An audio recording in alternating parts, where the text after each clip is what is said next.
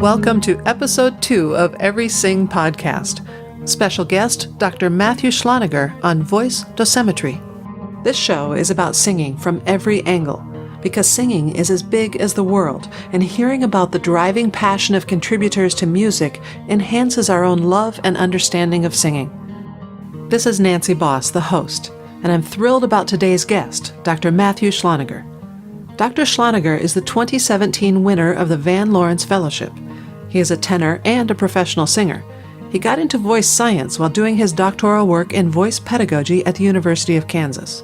Through his doctoral work, he got into an area of research called voice dosimetry. Voice dosimetry has to do with vocal health and how we use our voices. Dr. Schloneger is a voice teacher at Friends University in Wichita, Kansas. Notes and links from this conversation are available on the show's Facebook page, which is a public group called Every Sing Podcast. If you'd like a quick way to engage the Every Sing guests in conversation, join the discussions on the Every Sing Facebook page. If you'd like to donate to Every Sing so that I can devote more time and effort to making it the best it can be, you'll find me on Patreon at patreon.com/everysing, where you can donate and get some pretty cool prizes for it too. Before we get started, I want to take a moment to thank our sponsor, Teodora at teodorabeauty.com, for supporting Every Sing. Teodora is offering 25% off to all of my listeners who enter Every Sing, all one word, at checkout on teodorabeauty.com. And every time one of my listeners uses that code, I get rewarded by Teodora. That's how they support this show. Our favorite Teodora products around my house are the Beauty Butter, Brazilian Glow Radiance Oil, and the Sugar Scrub Mask. We also love the soap. I have it at every sink in the house, and it has a great smell that everyone loves, not just me. I'll tell you a little more about Teodora at the end of the podcast. I'm also offering some help after the interview for people who are new to listening to podcasts. After the interview, I'm going to tell you how to subscribe to your favorite podcasts, like this one, and how to rate them on iTunes so they get better ranking, and what the show notes thing is all about. Ready? Let's go. As a young singer, I developed some vocal problems as a result of not understanding how my voice worked, overusing my voice, and I'm really passionate about helping young singers develop in a strong, healthy way. Yeah, I've heard so many voice teachers or students say along the way that they've followed their passion, which was caused by something that went wrong in their background. Yeah. All right, so tell us about voice dosimetry. What is it, and what are we getting into here? Well, voice dosimetry is the study of how we use our voices using real-time technological feedback in a natural setting. Basically, you could describe it as a use of Fitbits for the voice. So if you think of what a Fitbit does, technology now enables us to wear devices through the day that can tell us how we use our voices. It can tell us how much. Fitbits are cute. What does a voice dosimetry device look like? Well, there are several different models, but basically there is something that attaches to your neck right above the sternal notch, that little indentation above your, right below your Adam's apple.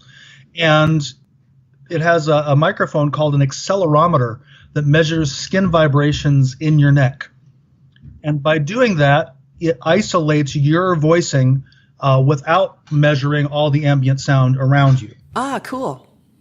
And so that microphone then feeds into a little computer that you wear on your side. In fact, some people are even developing technology that you could do this eventually on an iPhone, which would be really cool. We're not quite there yet. Okay. Well, this sounds really not obtrusive. It's just a patch that's there in that little notch at the top of your ribs. Right. And so if you're walking around with it all day, it might look a little odd to somebody. But the device I use, it kind of looks like you have a pair of earbuds and they're just sitting around your neck. Oh, of course. And actually, I'll also say the device I've been using is really cool because it has two different kinds of microphones. It has this accelerometer transducer that measures the skin vibrations in your neck, and it also has a regular microphone that does measure the ambient sound. So it's capturing both at the same time, and you can do some comparisons and even look at seeing if it's loud in the room, are you using your voice differently? Are you, if you've heard of the Lombard effect, we tend to make our voices louder in order to match the ambient sound in whatever space we're in. And so you can do some of those kind of comparisons too. A lot of neat things you can do by capturing all this data. Yeah, we've all experienced that volume control issue when we've had headphones in. Yeah. I got you sidetracked on hardware. Will you go back to telling us what is voice dosimetry? Even the definition of the word dosimetry would be awesome. Yeah, well, it comes from the word dose. So if you use your voice for a certain amount of time and a certain loudness, you will come up with a dose of how much you have used your voice. Oh, okay. So it's dosimetry comes. We're getting doses, and so through this. The technology can tell us how much we use our voice, how many seconds and minutes, how loud, what was the average loudness, what was the loudest, what was the softest, and how high, what was the frequency you were at. And for each of those, we have things that we can call dose. So we could say time is time dose. We have, and then there's even a really cool thing that Ingo Tietze and some other scientists came up with called distance dose. They created a mathematical formula that combines the frequency and amount and volume to say how far your vocal folds travel in a particular amount of time. Every time your vocal folds vibrate, every one of those vibrations, they move back and forth. Yeah. So there's a distance that goes. And the louder you are, the further the excursion of the vocal folds, so they move further. And they created this formula called distance dose, which kind of combines all those things together. And so over the course of a day, your voice may travel the equivalent of 10 kilometers. In millimeters, yeah. In millimeters, yeah. The typical dose of your voice over the course of the day of the vibratory cycles of your vocal folds. We also have this thing called cycle dose, is probably, if you are a typical person, more than 1 million vibrations per day, which is just remarkable. And if you're a high soprano that sings a lot, you may have 2 million vibrations in a day. So this really goes like head to head with the Fitbit for walking. I mean, really measuring distance. It really does. It really does. The other thing we can do now with the technology, when the technology was originally developed, that was all you could learn, but we weren't able to then look at the quality of the voices. Oh yeah. Now the technology has advanced far enough that we can also look at the quality of the tone is captured. Okay, so what is the definition of quality? Well, there's a lot of things. So the clarity of the voice, is it rough or clear? How stable the voice is in terms of frequency. If you've heard of shimmer and jitter, is the signal that is coming from the voice stable, or is it unstable and wavering? If the voice is healthier, it'll be a more stable signal. And we can even look a little bit at the acoustic structure of the tone. Shimmer and jitter are words that are kind of exclusive to the speech-language pathology area. So can you define that for our audience? Yeah.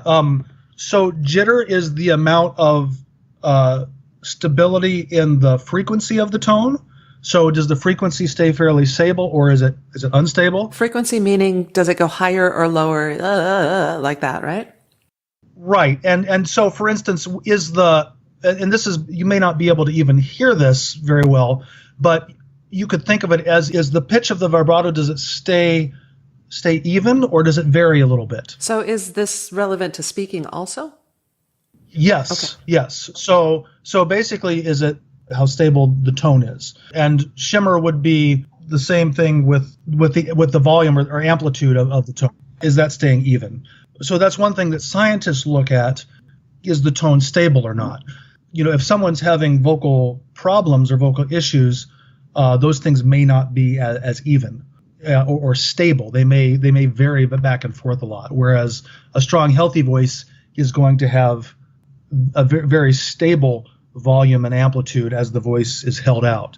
So you might ask someone to sing an ah, like ah, just a speech tone, and for several seconds, and then you can analyze that data acoustically to see how stable and how clear the tone is. Is it clear, or is it breathy and rough? Okay.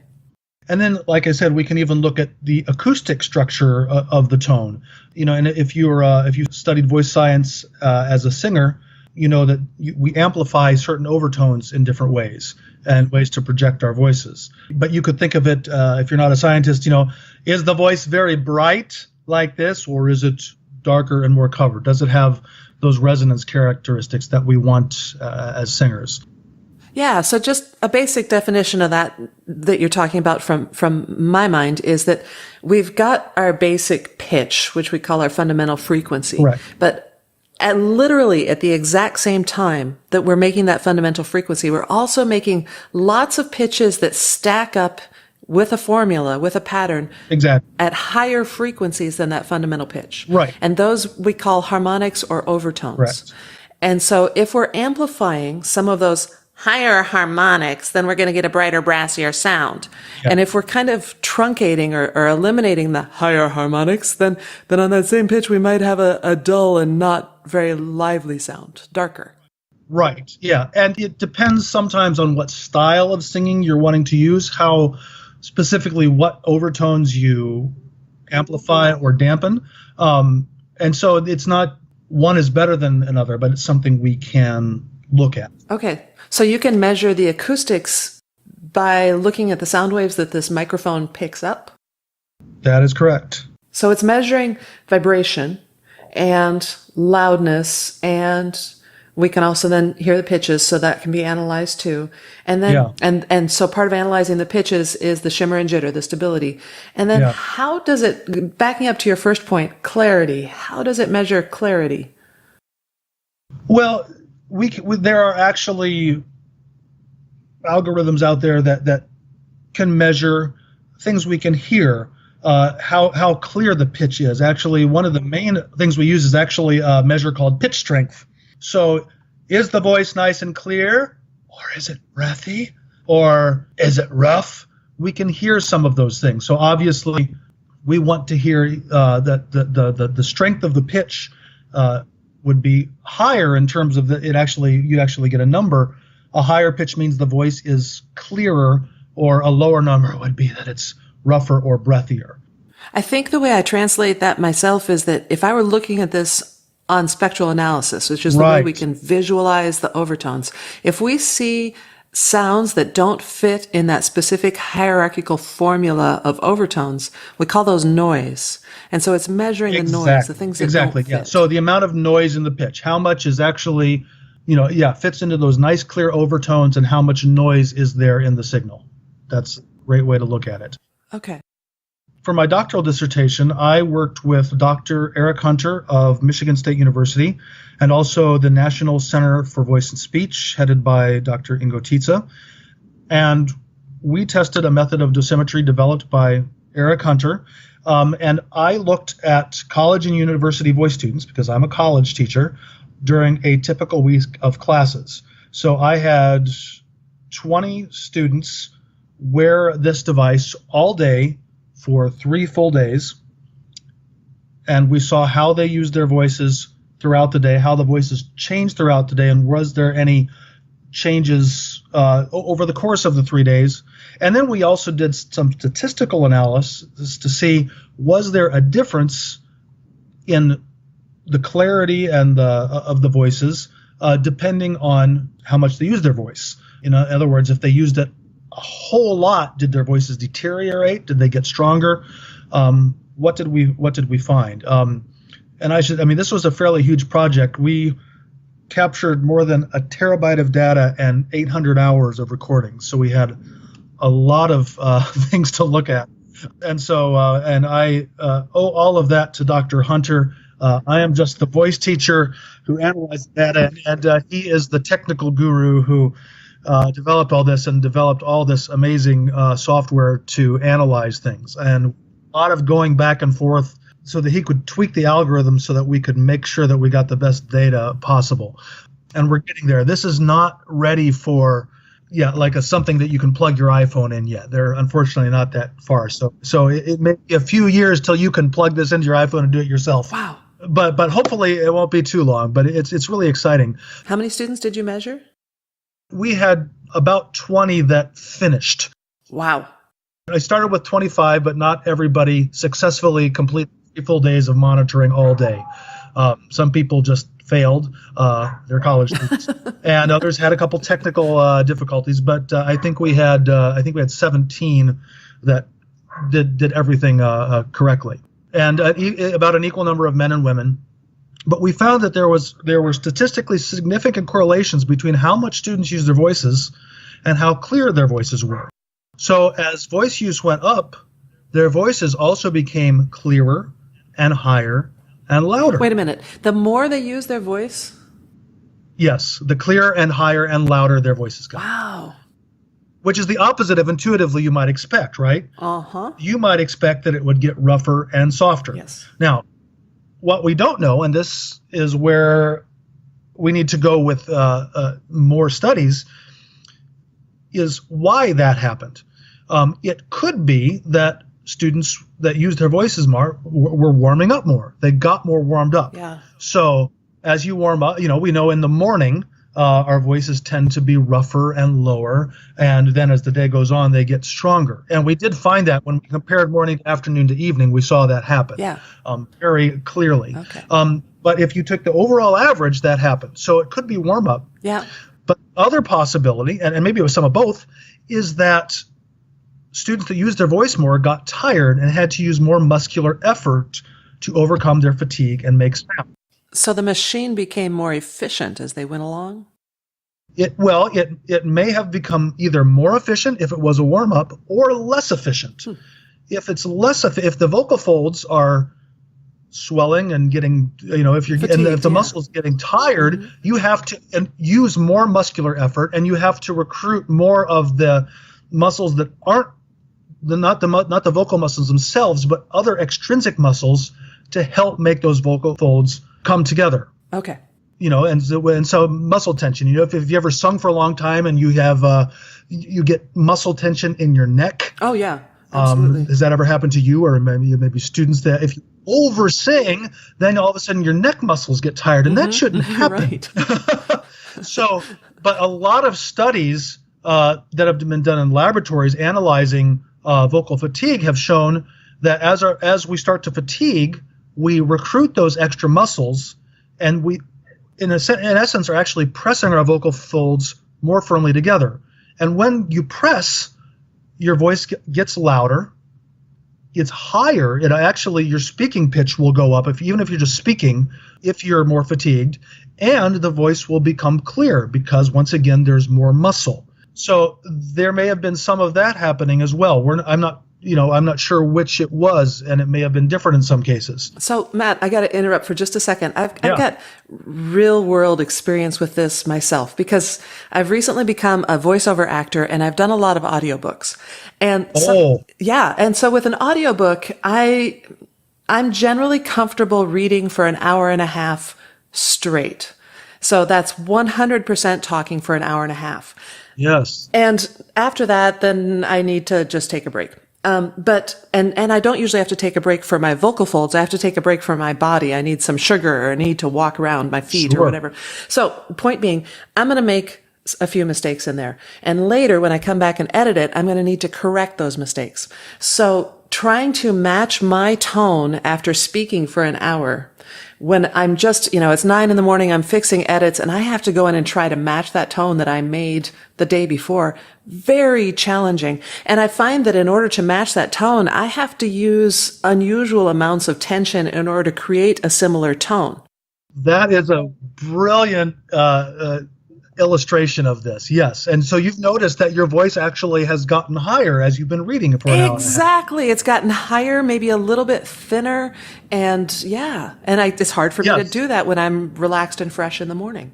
And so that is what we noticed with these students. Wow. And once again, there may have been warming up, there may have been fatigue. And of course, there are so many factors involved in vocal fatigue. There is certainly just the sheer amount of vibrations. If you're thinking about these vocal cords slamming together more than 1 million times a day, you have to wonder how much vibration is simply possible until things start to wear out. Right.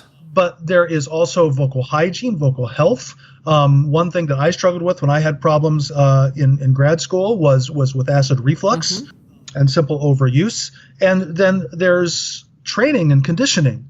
Some people train to run a marathon. If you don't run very often, you're going to hurt yourself if you try to run a marathon. it's impossible with what I'm doing with these studies to tease out everything, but it does give us a little bit of an idea. And what I want people to take away from this podcast today is to think about their voice use and how much they use their voice throughout the day. And one thing that I think a lot of students don't think about when they are working on developing their singing voices, especially if they want to be professionals, is that they have only one larynx. And the same larynx they speak with is the larynx that they sing with. So if they are singing, but then, going to a bar in a really loud environment and talking over that noise for several hours. Yeah, or a lot of day jobs. At one point I had a job as a telefundraiser. Oh, and that was so hard on my voice. Oh my gosh, yes. And when I was in grad school and had these vocal problems, I worked at a place where I was a singing waiter. It was loud. I was using my voice to sing and speak, and I was overusing it. Mm-hmm. And so it's so important for those of us who are singers to think about how much we're using our voices overall. And I just want to share some of the numbers here that I got from my study. I love it. So over these 3 days of singing, the average phonation time was about 12%. So of all these waking hours that they were the device, they were actually phonating 12% of the time. Now, when they were singing, they were phonating 35 or 40% of the time. And when they weren't singing, they were phonating a little less than 9% of the time.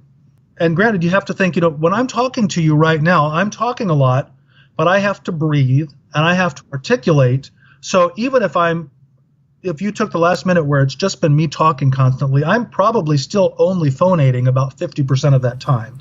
Really? Huh. Yes. Okay. Because I have all that articulation and breathing and those things to do. Maybe a little more than that. But if I looked at this over the course of the day, even students that were very busy in singing, 2/3 of their voicing on average came from speaking, not from singing. Oh, 2/3. 2/3. Even though they may have an hour of choir, they may have a voice lesson, some of these people are singing 2 or 3 hours a day, but still only 1/3 of their voicing came from singing. We talk a lot. And so is your speaking voice efficient, and are you being attentive to how you use it? And obviously we're all different that way. Some people can talk forever and their voices don't get tired. I've always been somebody who has to watch it a little bit. If I use my voice too much, I'll have problems. I'll just give an example. I was on tour with I have a vocal chamber music group. We were on tour this spring, and I was out in Virginia, and one of my best friends from college was there. And oh no. We decided to go out and have a couple drinks together. Which doesn't help. It happened to be St. Patrick's Day, and we went to a bar. Oh, the bar was packed. It was loud. And we hadn't visited in years. And so we spent 2 or 3 hours. Is that all? In this incredibly loud environment. And I know better than this, doggone it. But I suffered at the concert I had the next night because I had overdone it the day before. I know that the concert was not as good as if I had said, hold on, Matt, and this is my dissertation. I know better. But I got talking to my friend, and I struggled. Oh, well, I know this is a completely different study, but I bet the day after that, your voice was in amazing shape. But that's just my theory. Oh, like the second day after? Yes. I don't know. That would be a good study to have. You know what? That's more of experiences that I've had and that I've seen my students had, but it also relates to sports medicine about how you push yourself and you build the muscles and you build the strength and you build I don't know all the fancy sports words, but then you take the break and then it's amazing after that. Right. Although that depends, in sports, if you push too hard, too fast, then that's when you get an injury. That's for sure. Yes. And that's when and that's basically, if we get nodules or a polyp or God forbid a hemorrhage, that's when we, we've pushed the voice too much. And that's what we still don't understand with the voice. I think we're 20 or 30 years behind where we are in sports science to really understand what is the optimum level of training to get us to where we want to go most efficiently. We don't know yet. And actually, your voice dosimetry work that you've done so far makes me wonder what the optimal level of warming up is to get to your best voice for singing. Yeah, and I think there are studies out there, but really we don't know yet. What is the right amount of warm-up? It may be, and you and I know as singing teachers and from personal experience that tends to differ for different people. Yes, absolutely. Why? I'm not sure we know. There's so much more we can learn to help us find the optimal level of, and yes, we need to push our voices so that we have that same kind of effect that you get when you work out, so that things break down and then rebuild, but then without going too far so that we hurt ourselves. Yeah. So I've got a couple of questions for you about what comes next. You've just won the Van Lawrence Fellowship, and so I'd like you to tell people what that is and what happens because of that. Well, first of all, I'm very excited and honored and amazed that I've been given this award. It's really a great honor. The Voice Foundation and the National Association of Teachers of Singing, NATS, jointly give an award every year to a NATS member, a voice teacher, who has shown excellence in teaching and has an interest in voice science and proposal to do a study in voice science and to learn about voice science and make advancements in the field. So I was awarded the fellowship this year, and my proposal is the study that I'm going to undertake over this next year now is to explore ways that we can apply this voice dosimetry to voice repertoire. I want to see how I can help singing teachers. So we all know that certain songs and certain roles are more fatiguing than others. A lot of it sometimes is when we look at tessitura, kind of how high on average does a song sit. If you're a singer, you know that the difficulty in terms of the song, so you may have one high note at the end that's hard, but often we can pop off one high note. It's kind of where it sits. So if a song sits very high, or the overall dose of high notes. And there have been a couple people out there who have developed what are called tessiturograms, which is kind of a diagram of how high a song sits. So they would look at the vocal score and go through and say, okay, there are 10 beats that you're on an F above middle C. There are 20 beats when you're on a G, and so on. So you kind of get this diagram that shows how long you are spending on each pitch, and then you have a visualization of, on average, how high or low the song is. You can also then, with an individual singer, do something that's called a voice range profile. And a real voice range profile takes a while to do, but it's kind of cool if you have your singer sing on each possible pitch they have, from their lowest to their loudest pitch, and you can have a sound level meter. If you're in a lab that has more fancy equipment, it can just do this on its own. But then you can see on each pitch in your range how soft and loud you can get. And obviously the pitches that are in our wheelhouse, we have the biggest range of volume on, right? So if our low notes, we probably can't sing very loud, or maybe our highest notes, we can't sing very soft. Obviously, the more facility they have, the more range we'll have on those high notes. But there's a spot in the middle of our voice typically where we have the biggest range of volume, and so we can get this diagram. And if you lay the voice range profile over the tessiturogram, the idea is if it matches up, if the greatest number of pitches on a song are in the area where your voice range is the widest, it will probably be the most comfortable for you to sing. Right. And so the idea is we can develop these tessiturograms and understand the singer's voice range profile. We can identify repertoire that is best for students at that particular time. Kind of a scientific way to do it.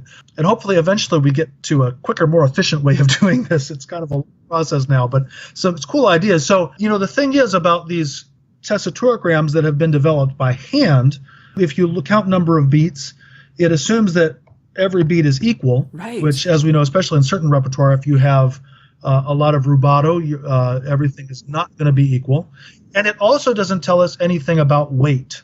Obviously, in classical music, Wagner is not the same as Bach. You're going to sing with a different amount of weight. And obviously every singer is going to sing with a different amount of weight. And so one idea that has been out there for a while but hasn't really been tested, every time I talk to Ingo Tietze, he says, yes, we want to do this, and we still haven't done it, so I'm going to do it. But is to actually put a voice dosimeter on singers and have several singers sing the same song, different kinds of repertoire, and develop a tessiturogram based on what we actually record, not just notes. Boy, yeah. And then actually we'll measure singers' perception of how the songs fit, and we'll have an expert panel look and see how songs fit with students. And just to start to give us a better idea of, how do we determine what the best repertoire for our students are. We're going to start to try this year and see what we find. So I'm really excited about it, and I'm really excited to see what we can find. We don't know. Hopefully, we'll find something helpful. But yeah, basically trying to take this idea of voice dosimetry and actually apply it to repertoire and see if we can help singers and teachers. So, Matt, of all the singers that are going to be listening to this podcast, there might be some that are wondering if they can be helpful. Can they build tessiturograms, or is somebody doing this in a way that people could jump in? Does that exist yet, or is that in the future? I think that's in the future. Like I said, there are a couple of voice pedagogues, singing teachers and scientists who have started to do this, but once again, the technology that we're using is either expensive or not yet readily available. Right. I'm borrowing the technology and need Dr. Hunter's help to have me analyze it. There are some commercial voice dosimetry devices out there, but they're quite expensive. So if you're in a large university with a voice lab, you might be able to spend about $5,000 to get one of these devices. But hopefully, and I'm sure, as with everything else, the technology will improve eventually, and the price will come down so that we can do this. So right now, everything is quite in a new experimental stage, Right. but I'm really hopeful that we can get some of this out there so that, right now I love the pedometer on my iPhone. Mm-hmm. I run and I use a running app, and that's incredibly helpful to me. And I would love to be able, I'm kind of a data geek that way. I love to count my steps every day and see how I'm progressing. To be able to do that with our voices, I think could be very helpful in helping us to develop fitness plans for our voice, basically. That brings me to one last question, and that is the coming together in the mind of a scientist and an artist singer. Like you say, you're a data geek, but I also know that you're an artist and an accomplished singer. So how does that work together?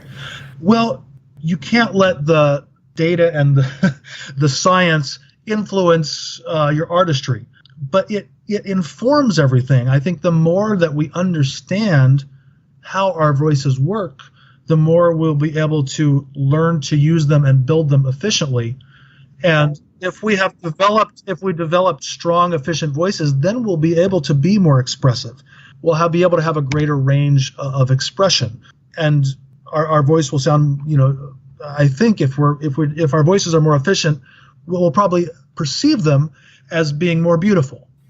And our voices will probably age better too. And our voices will age better, yes. If you take care of your voice throughout your life, then yeah, you hopefully won't develop that wobble that happens when some people's voices are overused and get old. So like when I am a teacher, I may have a real understanding of a lot of the voice science behind things, but I'm not going to inundate my college freshmen with all this terminology.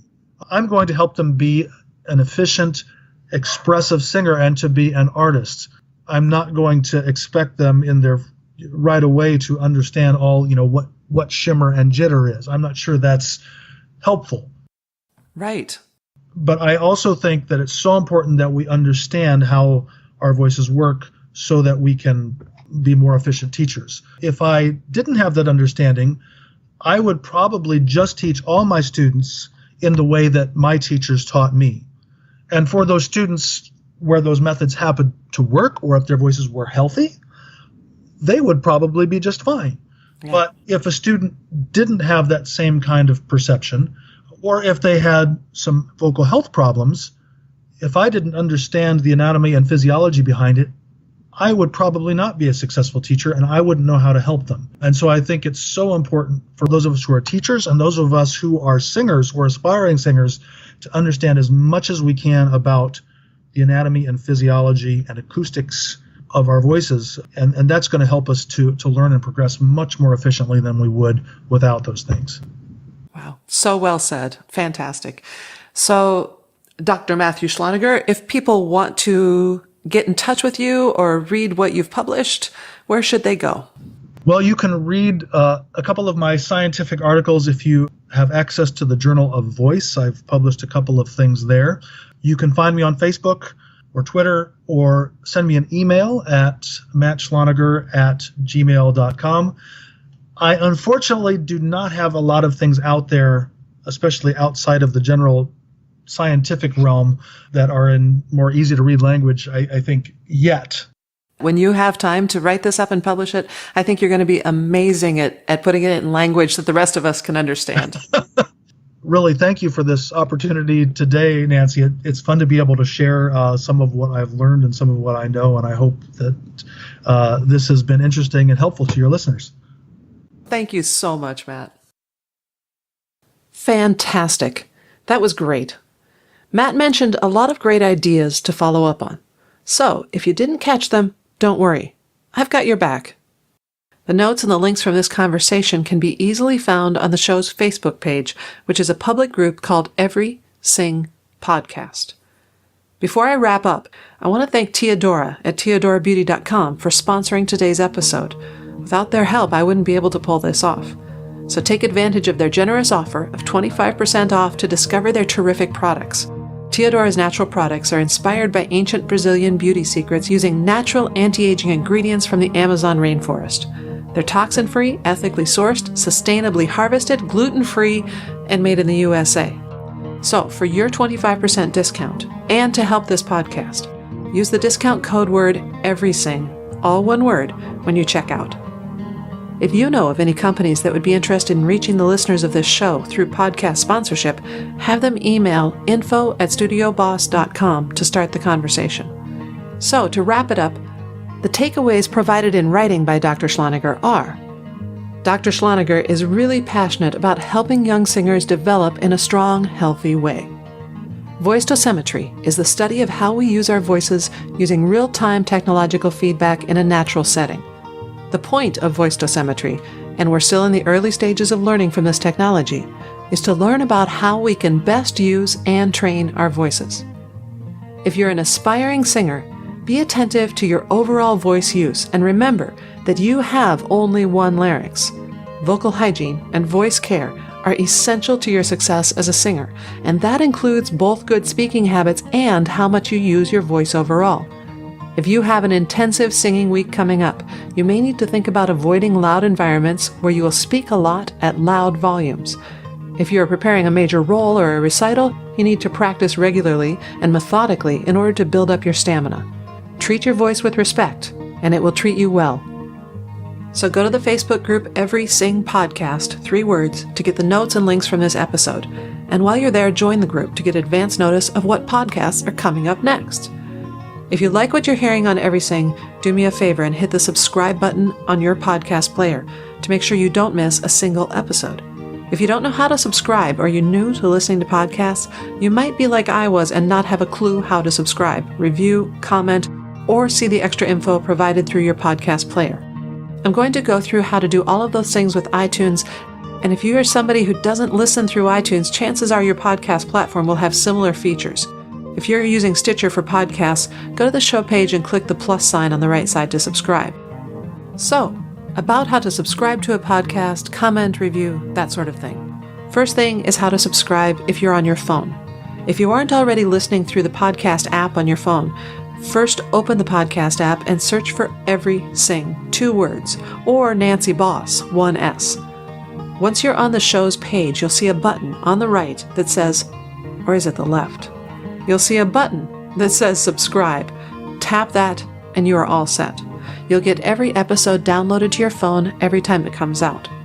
If you're listening on your computer, open up iTunes and click on the iTunes Store at the top of the screen.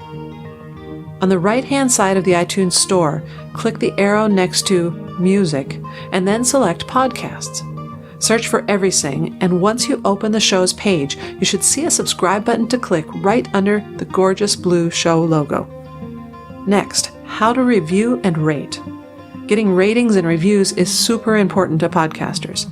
If you've ever searched for a new podcast on a topic, you know that you are much more likely to visit podcasts with 5 stars.